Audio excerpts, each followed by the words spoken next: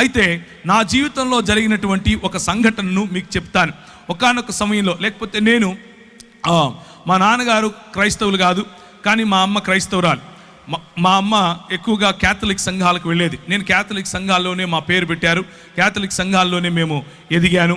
ఆ తర్వాత గుండ్లు కొట్టించుకుంటూ తిరిగే టైపు, అంటే వేలాంకడికి వెళ్ళటం, ఇలాంటి పరిస్థితి.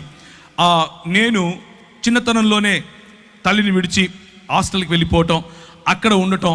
ఆ తర్వాత 10వ తరగతి మా ఊరు కడప, మా ఊరికి తిరిగి రావటం. ఆ ఊరిలో భయంకరమైనటువంటి అల్లరి, భయంకరమైనటువంటి గొడవలు, భయంకరమైనటువంటి ఫ్యాక్షనిజంలో పడిపోవటం. అలా పడిపోయిన తర్వాత ప్రభువు నన్ను రక్షించటం, నీవు లోకమునకు వెలుగై ఉన్నావు అన్నటువంటి మాట చేత నా జీవితాన్ని మార్చటం. ఒకానొక సమయంలో మరి కోల్పోయినటువంటి సంబంధాల కారణంగా నేను దుఃఖిస్తూ ఉన్న సమయంలో ఒక వ్యక్తి నన్ను సంఘానికి తీసుకుని వెళ్ళటం, లేకపోతే ఒక యూత్ మీటింగ్కి తీసుకుని వెళ్ళటం. అక్కడ నేను ప్రభువును తెలుసుకోవటం, నీవు లోకానికి వెలుగై ఉన్నావు అన్న విషయాన్ని ఆయన గుర్తు చేసి ఆయన నా జీవితంలో రక్షణ సువార్తను, నా జీవితంలో దేవుని రాజ్య సువార్తను ఆయన నాటినప్పుడు నా జీవితం మారిపోయింది. నేను ఈ దేశానికి ఒక కళంకంగా ఉండాల్సింది పోయి, నేను నాకున్నటువంటి దూకుడు స్వభావం కారణంగా నా దేశానికి, నా కుటుంబానికి, స్వయంగా నా జీవితానికి భయంకరమైనటువంటి ఒక మచ్చగా మిగలాల్సింది పోయి, కనీసం ఇప్పుడు దేశానికి ఏమీ పెద్ద ఉద్ధరించకపోయినప్పటికీ కనీసం నన్ను చూసి నా కుటుంబం కానీ నా దేశం కానీ సిగ్గుపడే అవస్థలో లేకుండా ఉన్నాను. దానికి కారణం ప్రభు అయినటువంటి యేసు క్రీస్తు. అలా నా జీవితాన్ని కొనసాగించే సమయంలో నేను వాడేటటువంటి డ్రగ్స్, నేను తాగేటటువంటి అన్ని లోకంలో ఉన్న ప్రతి గొడవ, లోకంలో ఉన్నటువంటి ప్రతి అలవాటు ఆయన తీసివేశాడు. ఒకానొక సమయంలో నేను ప్రార్థన చేసుకుంటున్నాను. ఒకానొక సమయంలో ఒక రోజంతా గడిపి ప్రభు దగ్గర సమయం గడిపి ఉపవాసంలో ఆయన నుంచి శక్తి పొందుకోవాలి, ఆయన నుంచి పరిచర్యను గురించినటువంటి ఒక దర్శనం పొందాలి, అసలు ప్రభువు నా పట్ల కలిగిన ప్రణాళిక ఏంటి అని ఒకరోజు నేను హైదరాబాద్లో ఉన్నటువంటి నారాయణగూడ బ్యాప్టిస్ట్ చర్చ్కి వెళ్ళాను. ఆ బ్యాప్టిస్ట్ చర్చ్లో ప్రేయర్ టవర్లో కూర్చుని ప్రార్థన చేస్తున్నాను.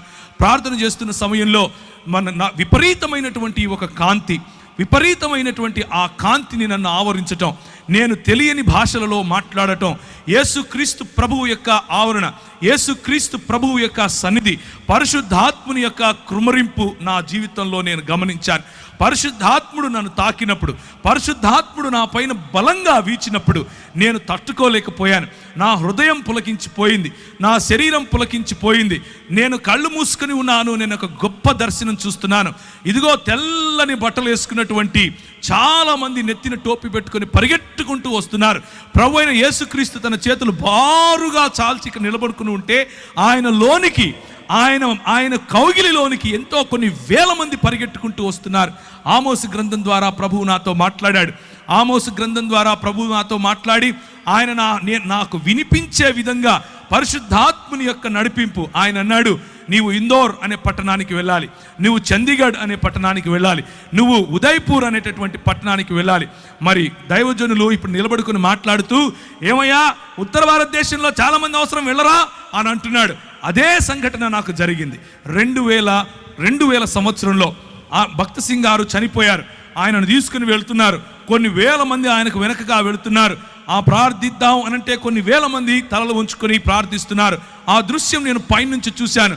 దేవా, ఒక వ్యక్తి ఉత్తర భారతదేశం నుంచి నా ప్రజలను ప్రేమించి తెలుగు వారి మధ్యకు వచ్చి మరి పరిచర్య చేస్తే నేనెందుకు వెళ్ళకూడదు అన్నటువంటి ఆ ఛాలెంజ్ నేను తీసుకున్నాను. నేను వెళ్ళాను, మధ్యప్రదేశ్ అనే ప్రాంతంలోకి వెళ్ళాను. పరిశుద్ధాత్ముడు నన్ను నడిపిస్తున్నాడు. ఒకానొక రోజు రాత్రి రెండు చొక్కాలు 2 ప్యాంట్లు పెట్టుకుని బయలుదేరాను. నాకు భాష రాదు, ఒక్కరు తెలియదు, ఆ ప్రాంతం తెలియదు, ఎక్కడుండాలో తెలియదు, ఏం చేయాలో తెలియదు. దేవుడు చెప్పాడు నేను వెళ్ళాలి. పరిశుద్ధాత్ముని యొక్క ప్రిపరేషన్, పరిశుద్ధాత్ముడు నీలో నిన్ను నింపినప్పుడు కేవలము నూనె బుడ్డీలు అమ్ముకునే పాస్టర్గా మారవు నువ్వు. గుర్తుంచుకోండి ఈ విషయం. పరిశుద్ధాత్ముడు నిన్ను తాకినప్పుడు నువ్వు ఛాలెంజెస్ తీసుకుంటావు. ఇంతవరకు సహోదరుడు ఆజాద్ చెప్పినట్లుగా తన దేవుని ఎరిగిన వారు బలము కలిగి గొప్ప కార్యాలు చేస్తారు, గొప్ప కార్యాలు చేస్తారు. నీ సంఘం పక్కన ఇంకొకడు సంఘం పెట్టే కార్యాలు కావు, గొప్ప కార్యాలు చేస్తారు. ప్రభువు లేని చోట ప్రభువును ప్రకటించడానికి ముందుకు వస్తారు. అది చీకటి, భయంకరమైనటువంటి చలి. ఉత్తర భారతదేశంలో మనం ఇక్కడ ఏదైతే ఊపుకుంటున్నామో ఈ సమయంలో అక్కడ చల్లగా ఉంటుంది. అంటే ఇప్పుడు వేడిగానే ఉంటుందిలేండి. నేను వెళ్ళింది డిసెంబర్, జనవరి, ఫిబ్రవరిలో భయంకరమైన చలి. ఆగస్టు నెలల్లో కూడా భయంకరమైనటువంటి వాతావరణం, వర్షం పడిన తర్వాత చలిగా ఉంటుంది.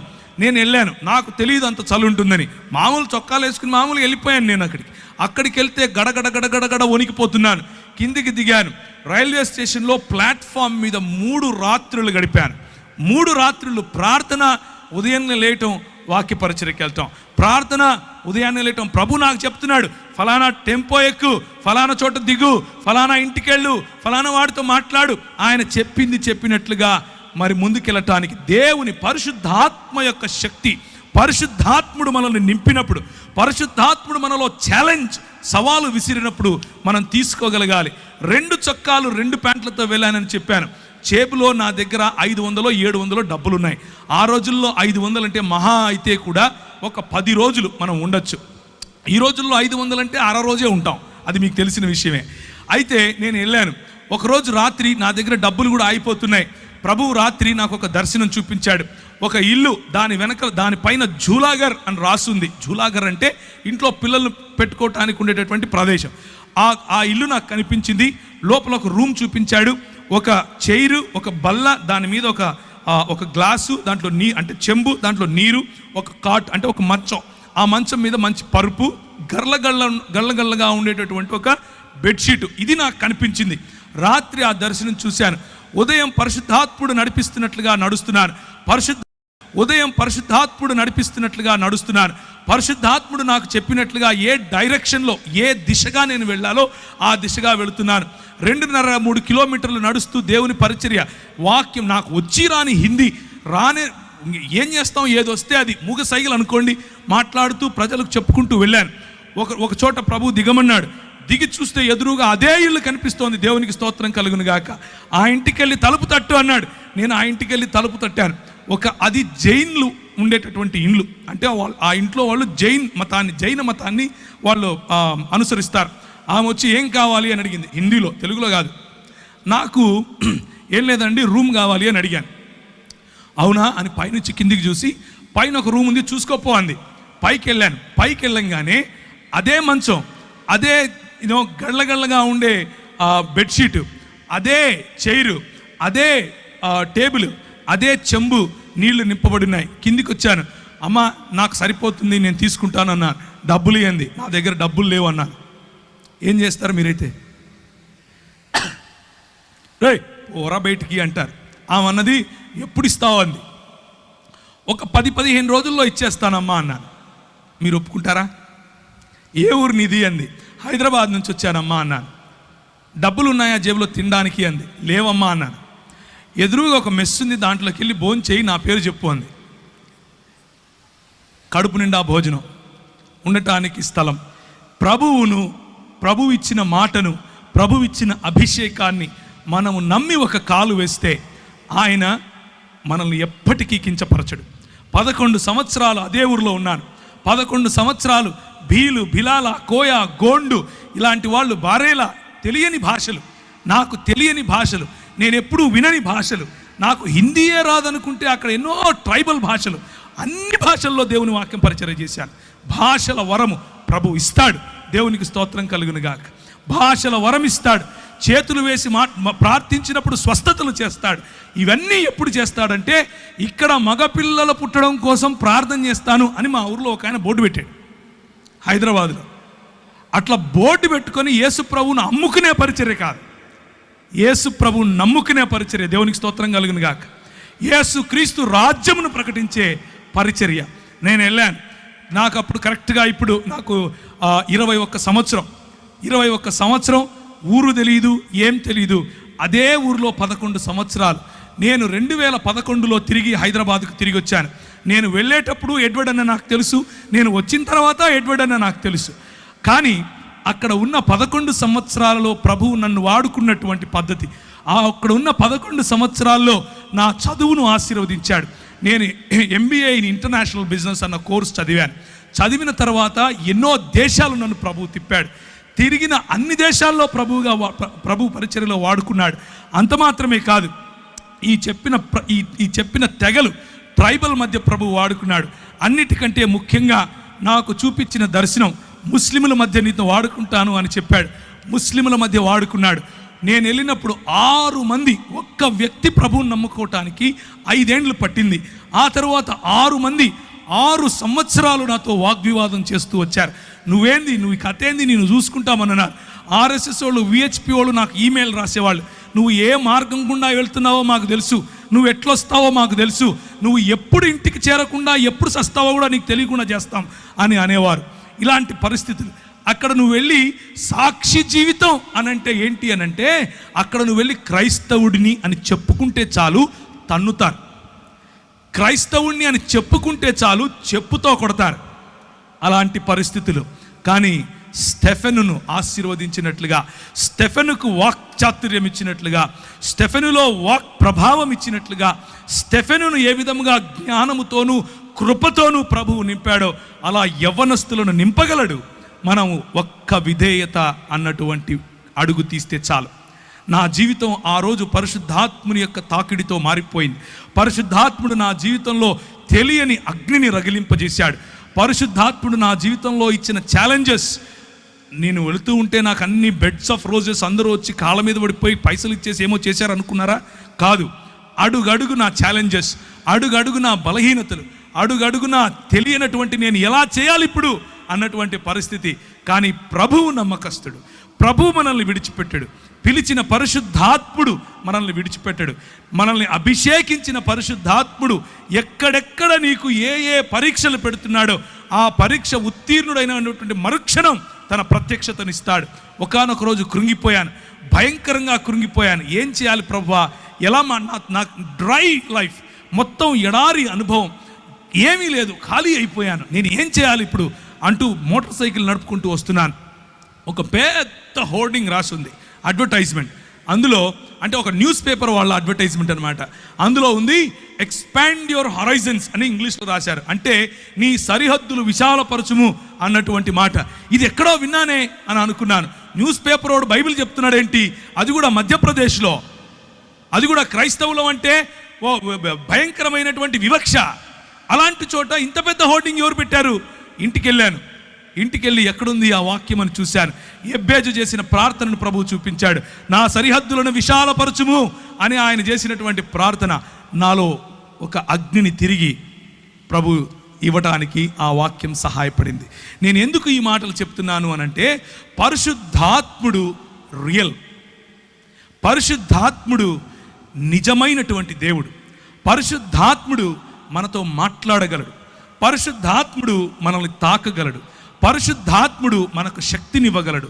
కొంతమంది పరిశుద్ధాత్ముని పేరట చేసే గారడీల కోసం మీరు ఆయనను నిజమైన దేవుణ్ణి మర్చిపోకండి. కొంతమంది చేసే గారడీల కారణంగా పరిశుద్ధాత్ముని వెక్కిరింపులకు పాలవుతున్నాడు. కానీ నిజానికి ఆయన నీతిని న్యాయమును జరిగించు దేవుని రాజ్య స్థాపనకు నిన్ను వాడుకోగలడు. ఒకానొక రోజు 2003 నుంచి 2005 ప్రాంతాల్లో రాజస్థాన్ మరియు మధ్యప్రదేశ్ బార్డర్స్లో కొన్ని ఊర్లు ఉన్నాయి, నీమచ్, మందసౌర్ అనే ఊర్లు. ఆ ఊర్లలోకి మమ్మల్ని ప్రభువు నడిపించాడు. అక్కడ ఉన్నటువంటి అతి ప్రాముఖ్యమైన సమస్య ఏమిటి అని అంటే, ప్రజలు వాళ్ళ ఇంట్లో ఆడపిల్ల పుడితే చాలా సంతోషిస్తారు, గంతులు వేస్తారు, నాట్యాలు చేస్తారు. ఎందుకబ్బా అని అనుకుంటే, దేవి పుట్టింది మా ఇంట్లో, దేవి పుట్టింది అని అంటారు. ఏంటి ఇంతకు దేవి పుట్టింది అంటున్నారు? ఇంతకు మంచి సంస్కృతి ఎక్కడి నుంచి వచ్చింది వీళ్ళకి మన దేశంలో అని అనుకున్నాం. కానీ నిజమేంట్రా అని చూస్తే, ఆ అమ్మాయి 12 ఏళ్ళు వచ్చిన తరువాత, మొట్టమొదటిసారి పుష్పవతి అయిన తరువాత వాళ్ళ సొంత నాన్న, వాళ్ళ సొంత అన్న పోయి వీళ్ళ మధ్యలో పింపులుగా పనిచేసి, అంటే బడవలుగా పనిచేసి ప్రజలను, కస్టమర్లను పట్టుకొస్తారు ఈ అమ్మాయికి. ఇది ఆ సంస్కృతి, ఈ విష సంస్కృతి. ఏంటి ఈ విష సంస్కృతి అని అంటే, నువ్వు ఈ కులంలో పుట్టావు, నీ పనే నీ ఒళ్ళు అమ్ముకోవటం, 12 ఏళ్ళు దాటంగానే నీ ఒళ్ళు అమ్ముకొని తీరాలి అని చెప్పి నేర్పించినటువంటి సంస్కృతి. ఆ సంస్కృతిలో మేము అక్కడ ఉన్నటువంటి గవర్నమెంట్ అధికారుల దగ్గరికి వెళ్ళాం కొంతమందిని కలిసి. అయ్యా, మరి ఇలాంటి బాచడా మరియు బేడియా అనే సమాజాలు ఉన్నాయి, వారి మధ్య వెలుగు లేదు, వారి మధ్య విద్య లేదు, వారి మధ్య పడుపు వృత్తి ఉంది, తెలియనటువంటి రోగాలు, సెక్షువలీ ట్రాన్స్మిటింగ్ డిసీజెస్ ఎన్నో వస్తున్నాయి, ఎలా చెయ్యాలయ్యా అని అంటే ఆయన అంటాడు, అది వారి కర్మ. ఏంటది? కర్మ. నీకెందుకయ్యా? ఏ దేశం నుంచి వచ్చావు నువ్వు? ఏ రాష్ట్రం నుంచి వచ్చావు నువ్వు, వాళ్ళకు నిధులు మేమెందుకు ఇవ్వాలి, అది వాళ్ళ వృత్తయ్యా, వాళ్ళు సంపాదించి ట్యాక్సులు కడతారు మాకు అంటాడు. ప్రభువా ఏం చేయాలి? పరిశుద్ధాత్ముని శక్తి, పరిశుద్ధాత్ముని బలం ప్రభుత్వాలతో కూడా మాట్లాడటానికి మనకు శక్తినిస్తుంది. ఆ 2003లో చూసినటువంటి ఆ సన్నివేశం మా మనసులో నిండిపోయింది. మేమందరం కలిసి ఒక ప్రణాళిక తీసుకొని వచ్చాం. ఈరోజు 2019కి వేలకు పైగా ఆ బాంచడా సమాజానికి చెందిన వారు, చదువుకున్న వారు ఉన్నారు. వేలకు పైగా పడుపు వృత్తిని వదిలేసిన వారు. వారి మధ్యలో స్కూళ్ళు స్థాపించాం, వారి మధ్యలో ఆలయాలు స్థాపించాం, వారికి పరిశుద్ధాత్మ దేవుణ్ణి పరిచయం చేశాం. పరిశుద్ధాత్మ దేవుడు కొంతమందికి అయితే వారిలో ఉన్న భయంకరమైన రోగాలు, నువ్వు సస్తావు, నువ్వు బ్రతకవు అని డాక్టర్లు చెప్తే చెయ్యి వేసి ప్రార్థన చేస్తే ప్రభు వారిని లేపాడు. స్త్రీలు, చిన్నపిల్లలు వెళ్ళి ప్రార్థన చేస్తే వారికి స్వస్థత.